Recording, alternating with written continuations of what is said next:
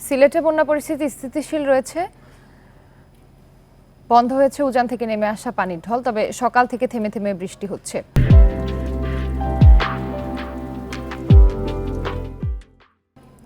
এ বিষয়ে আরো জানাতে সুনামগঞ্জ থেকে যুক্ত হচ্ছেন সহকর্মী জাকির হোসেন।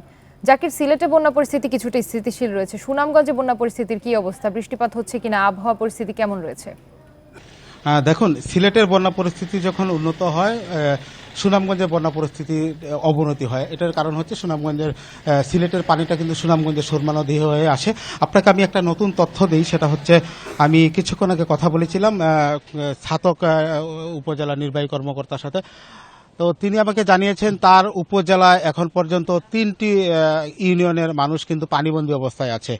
এর মধ্যে ইসলামপুর, সিংসাপুর আরেকটা ইউনিয়ন রয়েছে, সেই উপজেলার মানুষগুলো কিন্তু এই মুহূর্তে পানিবন্দী অবস্থা বলতে বসত পিঠায় পানি প্রবেশ করেনি, কিন্তু পানি প্রবেশ করেছে গ্রামীণ যে সড়কগুলো রয়েছে সেই সব সড়কে।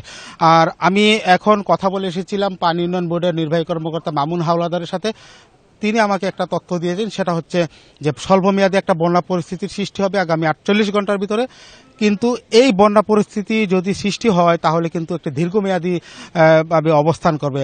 সপ্তাহ থেকে 10 দিন পর্যন্ত পানিটা স্থিতি থাকতে পারে বলে তিনি আমাদেরকে জানিয়েছেন।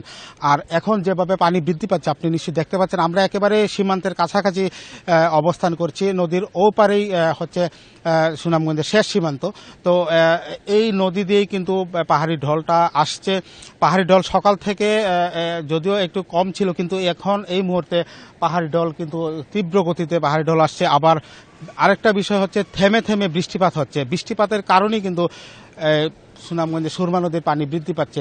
এই মুহূর্তে সুরমা নদীর ছাতক পয়েন্টে বিপদ সীমার 69 সেন্টিমিটার উপর দিয়ে প্রবাহিত হচ্ছে, যার ফলে ছাতক উপজেলার বেশ কয়েকটি ইউনিয়নের পানি প্রবেশ করছে। এছাড়াও আপনাকে যদি আরেকটা বিষয় বলি, অন্যদিকে যাই, সুনামগঞ্জ থেকে তাহিরপুর যে সরাসরি সড়ক যোগাযোগ ব্যবস্থা, সেই সরাসরি যে সড়ক যোগাযোগ ব্যবস্থা, এটা একেবারেই বিচ্ছিন্ন হয়ে গেছে। পানি ক্রমাগতই বৃদ্ধি পাচ্ছে। যেই সড়কেটি পানিতে তলিয়ে গেছে প্রায় 1.5 কিলোমিটার অংশ, সেখানে কিন্তু পানি এখনো আরো বেশি বৃদ্ধি পাচ্ছে।